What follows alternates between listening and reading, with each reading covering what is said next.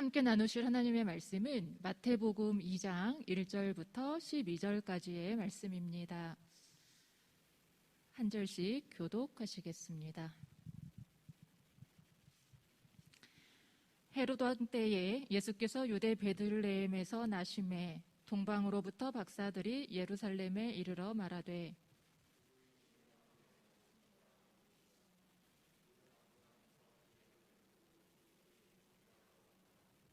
헤롯 왕과 온 예루살렘이 듣고 소동한지라.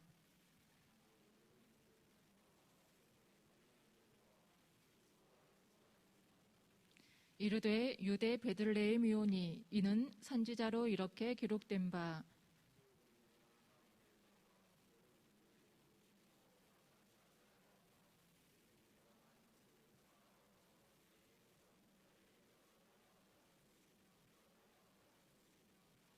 이에 헤롯이 가만히 박사들을 불러 별이 나타난 때를 자세히 묻고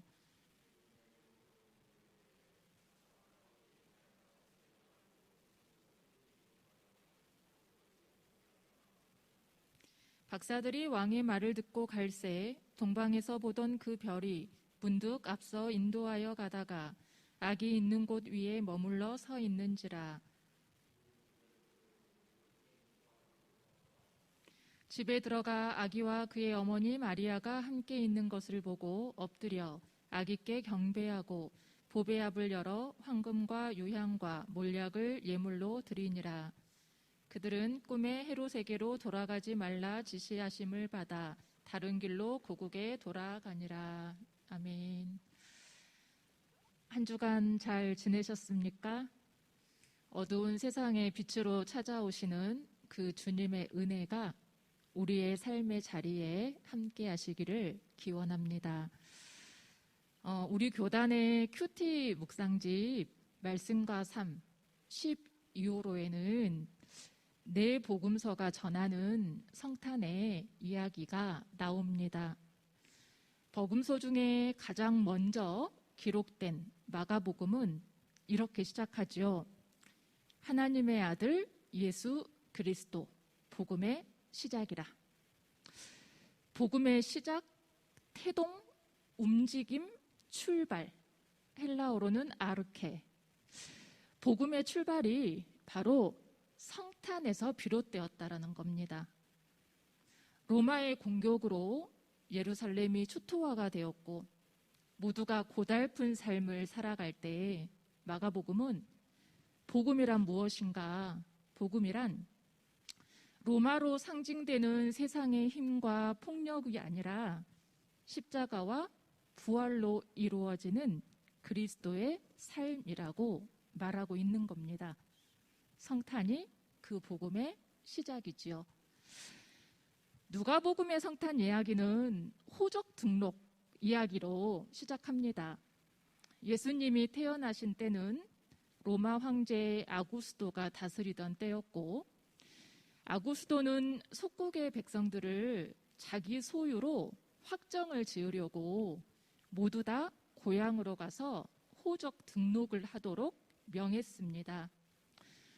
예수님의 부모 요셉과 마리아는 당시에 갈릴리 지방에 있는 나사렛이란 마을에 살고 있었는데 이 명령으로 베들레헴 고향으로 돌아가서 호적 정리를 해야 됐지요. 그때 마리아는 만삭의 몸이었고 그렇게 베들레헴에 이르렀을 때 그들을 마주해주는 방 한 칸이 없었고 그래서 마구간의 말 구유에서 예수님이 나셨습니다. 예수님이 태어나신 장소가 우리에게 주는 의미가 꽤 큽니다. 따뜻한 성 안의 아랫목이 아니라 차가운 바깥 마구간의 말 구유에서 태어나셨습니다. 그리고 그 예수님을 알아본 사람들이 있었는데 바깥에서 양떼를 돌보는 목자들이었습니다. 밤새 양을 지키며 들에서 쪽잠을 자고 있던 그들은 천사로부터 예수님 탄생 소식을 전해 들었습니다. 그들이 양을 지키고 있는 그 자리도 참으로 고달픈 자리였을 텐데 그럼에도 그들은 그 소식을 듣고 급히 예수님을 찾아갔고 말구유 앞에서 하나님께 영광을 돌렸습니다. 차가운 바깥에서 태어나신 예수님, 그리고 그 주님을 알아본 바깥에서 살아가던 목자들. 누가복음의 성탄은 우리가 예수님을 만나려면 그 마음이 어디를 향해야 하는지를 시사합니다. 또 요한복음은 태초에 계시던 말씀, 곧 하나님이신 말씀이 이 땅에 오셨다고 기록합니다. 말씀이 육신이 되어 우리 가운데 거하심에 그 영광은 아버지의 독생자 예수 그리스도의 영광입니다. 그러니 요한복음이 말하는 성탄의 의미란 무엇이겠습니까? 육신이 되어 내려온 하나님의 말씀을 내 삶의 이야기로 받아들여 살아가는 것이 성탄입니다. 말씀이 우리 속에서 살아가도록 우리를 내어드리는 것이 그것이 성탄의 의미입니다. 그리고 대림절 넷째 주일, 오늘 우리는 마태복음의 본문을 읽었습니다. 1절은 이렇게 시작하지요. 헤롯 왕 때에 예수께서 유대 베들레헴에서 나시매. 굉장히 짧은 이 한마디에는 사실은 굉장히 복잡한 당시의 시대를 담고 있습니다. 헤롯 왕 때, 그 시대는 너무나 혼란스러웠고 백성들에게는 너무나 고달팠던 시대입니다. 지독한 위기의 시대였습니다. 헤롯은 에돔 출신의 사람입니다. 야곱이 아닌 에서의 후손이라는 얘기입니다. 로마의 힘을 등에 업고 그가 유대 땅을 다스리는 분봉 왕이 되었지만 자신이 정통 유대인이 아니라는 열등감에 사로잡혀 있었습니다. 그래서 대제사장들과 서기관들과 우호적인 관계를 맺으면서 그 열등감을 해소해 보려고도 했지요.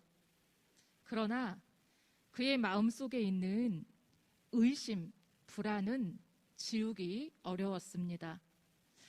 늘 주변의 사람들을 의심하였고 그 의심이 얼마나 컸던지 자기 아내와 아들을 죽이기까지 이릅니다. 또 그는 유대인의 환심을 사기 위해 예루살렘에 성전을 건축했습니다. 과거 솔로몬의 성전보다 훨씬 화려하게 건축했습니다. 하나님을 경외했다기보다는 그 화려함을 통해 자신을 과시하고자 하는 마음이었지요. 사실 이 성전 아니고도 헤롯의 정치 역사는 건설과 건축의 역사입니다.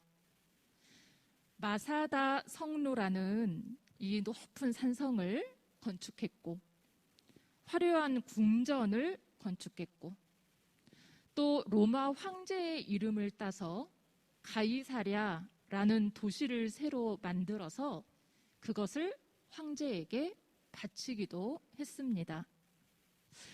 그의 이런 건설과 건축의 역사에는 항상 무엇이 동반되었겠습니까? 백성들의 고통과 눈물이 고스란히 담겨 있었습니다. 그러니 당시의 사람들의 삶이 얼마나 힘들었겠는가 말입니다. 권력 자체가 나쁜 건 아니죠. 그런데 권력을 자기 만족을 위해 휘두르는 이런 헤롯과 같은 집권자들이 참 싫어하는 부류가 있습니다. 소망을 포기하지 않는 사람들입니다. 현실이 어두운데 새로운 삶이 가능하다고 믿는 사람들, 그들을 권력 앞에 어떻게 이끌어가고 싶은데 마음대로 되지 않으니 이런 이들은 참 싫어하지요.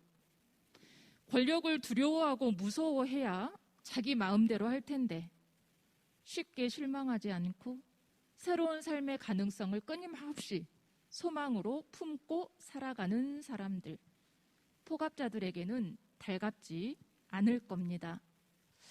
그런데 정작 예수님은 제자들에게 뭐라고 말씀하셨습니까? 세상의 권력자들을 두려워하지 말라.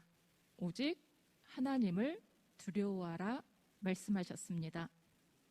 세상을 전혀 다른 관점으로 바라보라는 가르침입니다. 그래서 주님과 만난 이들은 더 이상 세상이 말하는 힘과 화려함을 두려워하지도 부러워하지도 않았습니다. 현실은 가난해도 바울처럼 영적인 풍요를 누렸고, 현실은 어두워도 어둠 속에 빛이 되고자 하는 꿈을 저버리지 않습니다. 그런데 하나님을 안다고 하면서도 헤롯만큼이나 자기들의 힘에 취해 살아가는 이들이 있었습니다. 오늘 본문의 대제사장과 서기관들입니다. 그들은 헤롯 왕의 자문 역할까지 했죠. 어느 날 동방으로부터 박사들이 예루살렘으로 찾아왔습니다. 별을 연구하는 점성가들입니다. 별을 연구하다 보니 이 유대 땅에 왕이 태어났다는 겁니다. 그 장소가 어디냐 묻습니다. 헤롯은 당황했겠죠. 자기가 왕인데 유대인의 왕이 탄생을 했다니요. 없애야죠. 즉시 대제사장과 서기관들을 불러서 그리스도가 어디서 태어나겠는지 묻습니다. 헤롯이 왜 묻는지 그 이유를 제사장과 서기관들이 모를 리 없습니다. 당시 고달픈 시대를 살아가던 백성들은 메시아가 오기를 학수고대했고, 그러니 정말 메시아, 예수님이 탄생했다면 종교 지도자들은 무슨 수를 써서라도 그 아기를 보호해야 마땅했을 겁니다. 그런데 5절과 6절, 저들은 헤롯의 욕심에 부역하는 대답을 하고 말지요. 구약의 예언자에 따르면 유대 베들레헴에서 태어난다고 되어 있습니다. 힘들어하는 백성들의 편에 서지 않았습니다. 메시아의 편에 서지 않았습니다. 헤롯이 두려워서 그랬던 건지는 모르겠습니다만, 어쨌든 대제사장과 서기관들, 저들은 지켜야 할 가치를 지키지 못하고 있습니다. 어쩌면 헤롯보다 더 원망스러운 마음이 드는 대상들일지도 모르겠습니다. 그런데 여러분, 이 대목을 곰곰이 묵상하면서 요즘 한국의 교회들의 모습이 떠올랐습니다. 대제사장과 서기관들의 모습이 예수의 정신은 잊어버리고 교리와 자기 신념만 지키려는 일부 교회들의 모습 같아서 마음이 무거웠습니다. 그리고 또 우리들의 모습도 떠올랐습니다. 시류의 마음 빼앗겨 원망하고 불안해하면서 정작 지켜야 할 마음을 놓치고 있는 것은 아닐까 생각했습니다. 그런가 하면 또 성경에는 이들과 정반대의 모습을 보인 이들도 등장합니다. 멀리 출애굽기 1장에 나오는 부와 시프라라는 산파 같은 여인들입니다. 히브리인들은 당시에 애굽에서 노예로 살고 있었지요. 그런데 이들의 숫자가 번성해서 애굽에 대항할까 두려웠던 애굽 왕은 히브리 남자아이가 태어나면 모두 다 죽이라라는 영아 살해 명령까지 내렸습니다. 이때 산파였던 이 여인들은 산파라는 직업 자체가 태어나는 아기를 제일 먼저 맞이하는 일을 하지 않아요. 그런 산파로서 이 부하와 시프라는 모세가 탄생하는 현장에 있었습니다. 왕의 명대로라면 모세는 남자아이로 태어났으니 그 자리에서 살해해야 했을 겁니다. 그러나 이 산파들은 차마 그럴 수가 없었습니다. 성경은 그 이유를 딱 한마디로 기록합니다. 그들이 하나님을 두려워했기 때문이다. 왕이 산파들을 불러서 묻습니다. 너희가 어찌하여 남자아이를 살려두었느냐? 이 산파들 자기들의 목숨이 어찌 될지 모르는 이 절체절명의 순간에 이 여인들은 말합니다.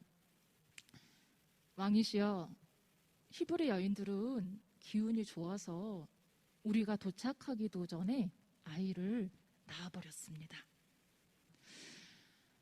옹졸한 답변, 핑계일 것 같지도 모르지만 그러나 사실은 그들의 자리에서 할 수 있는 최선의 지혜로 모세의 생명을 살렸습니다.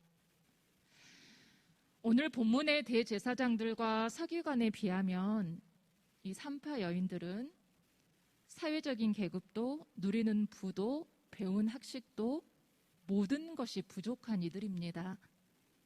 그러나 누구보다 하나님의 뜻을 잘 알고 지켜낸 용기 있고 지혜로운 하나님의 사람이었다는 사실입니다. 애굽 사회에서 지극히 연약한 자, 노예의 히브리인인 이 산파들이 살려낸 모세, 그가 훗날 하나님의 출애굽 역사를 감당하는 인물이 되었습니다. 때로 가장 연약한 자가 이렇게 세상을 구해내는 출발점이 됩니다. 때로 우리 개개인의 하나님 앞에 선 작은 순종이 이렇게 하나님의 역사를 만들어가는 출발점이 됩니다. 산파였던 여인들의 용기는 출애굽 이스라엘의 지도자가 될 아기를 지켜냈고, 말 구유 속 연약한 아기 예수님은 우리의 그리스도가 되셨습니다. 세상의 힘 앞에서 속절없이 맞이했던 십자가 죽음은 우리에게 구원의 문이 되었습니다. 연약함에도 하나님을 경외함으로 그것을 소망으로 승화시키는 자, 그런 자들이라야 천국의 비밀을 만날 수 있습니다. 아기 예수의 생명을 거두려고 했던 헤롯의 기대는 대제사장과 서기관들의 부역이 있었음에도 불구하고 산산이 깨졌습니다. 하나님이 함께 하셨기 때문입니다. 하나님은 동방에서 온 이 박사들에게 헤롯에게로 돌아가지 말라라고 가르쳐 주셨고, 이들은 다른 길을 통해 자기들의 고국으로 돌아갔다라고 성경에서는 말씀합니다. 자, 이제 우리의 삶의 자리를 돌아보아야지요. 지금 우리에게 주시는 말씀은 무엇인지 귀를 기울여 봐야지요. 주님은 지금 우리 시대의 연약한 이들을 돌아보라 하십니다. 우리 곁에 있는 연약한 이들을 외면하고서는 오시는 주님을 만날 수 없습니다. 또 주님은 지금 우리 자신의 연약함으로 인해 낙담하지 말라 하십니다. 우리 속의 연약함을 부여잡고도 주님을 바라보는 용기가 세상을 바꿉니다. 물론 우리가 세상의 모든 고통을 내 가슴에 다 안고 그것을 해결할 수는 없을 겁니다. 다만 2021년 오늘 우리는 어떤 예수님을 기다리고 있는가 돌아보기를 원합니다. 오늘 우리의 성탄은, 여러분 개개인에게 성탄은 어떠합니까? 코로나 시대, 취업 절벽의 시대, 심한 빈부격차의 시대, 젠더 갈등의 시대, 계급 차이의 시대, 여전히 유일한 분단 국가의 시대, 또 이 시대를 무엇라고 표현을 할 수 있을까요? 여러분이 서 있는 여러분의 형편의 모습은 무엇라고 표현을 할 수 있겠습니까? 우리가 만난 지금의 상황, 오늘날의 시대에서 우리에게 예수님의 탄생은 어떤 의미입니까? 예수님을 알아보고 지켜드리고 맞아들이기 위해 우리는 어떤 마음을 품어야 할까요? 어쩌면 지금 태어나실 곳을 찾아 이 차가운 세상을 방황하고 계실지 모를 주님을 상상해 봅니다. 우리의 마음에, 우리의 가정에, 우리의 일터에 그 주님을 위한 자리를 마련하기를 원합니다. 가장 연약한 이의 모습으로 오시는 주님을 가장 따뜻한 사랑으로 맞이하기를 소원합니다. 용서가 필요하면 애써서라도 용서하고, 위로가 필요하면 서로를 다독이며 격려하고, 화해가 필요하면 우리 마음의 품을 넓혀서 관용하면서 그렇게 주님을 맞아들이기를 소망합니다. 그리하여 그리스도 탄생의 참 평화가 우리 모두와 함께 하시기를 주님의 이름으로 간절히 축원합니다. 기도하시겠습니다. 이 땅의 평화로의 왕으로 오신 주님, 여러 가지 많은 상황들을 만나며 이제 우리가 올 한 해를 마무리해 갑니다. 그럼에도 우리를 찾아오시는 주님이 계시기에 이 시간 평화이신 주님을 기다리오니 주님 우리를 돌아보아 주옵소서. 코로나로 어지러운 정치의 현실로, 그리고 어려운 경제적인 상황으로, 그리고 때때로 잘 풀리지 않는 우리 앞길의 진로로 여러 무거운 짐들을 안고 서 있는 이 땅을 주님께서 불쌍히 여겨 주옵소서. 주님께서 주시는 평화가 낮은 자리, 연약한 자리, 어두운 자리, 그곳들을 회복시켜 다시 하나님 나라의 온전한 꿈의 자리가 되도록 축복하여 주옵소서.